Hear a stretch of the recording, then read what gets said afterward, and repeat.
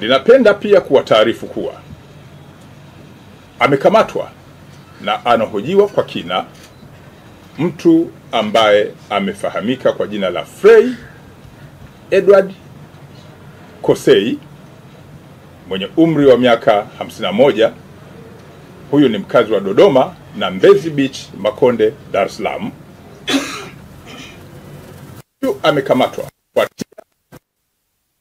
chapisho lake la vitisho dhidi ya Padri Charles Kitima, ambalo kwa mujibu wa ufuatiliaji alilitoa na kulichapisha mitandaoni siku chache kabla ya kutokea kwa tukio ambalo lilimhusisha Padri Kitima.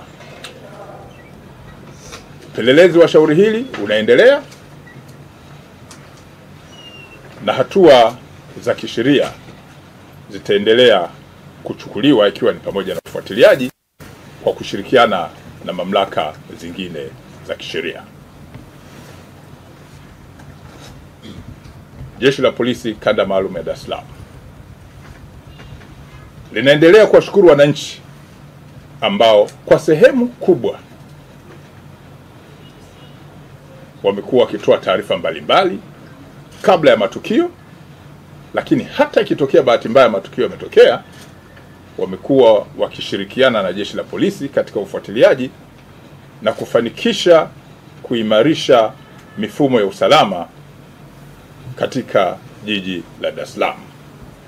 Lakini pia wamekuwa wakiendelea kusaidia kutoa taarifa za kuwanyima fursa wahalifu kutotenda makosa, kwani jeshi jukumu lake la msingi ni kuzuia makosa na sio kuyasubiri yatendeke ndio lifanye ufuatiliaji.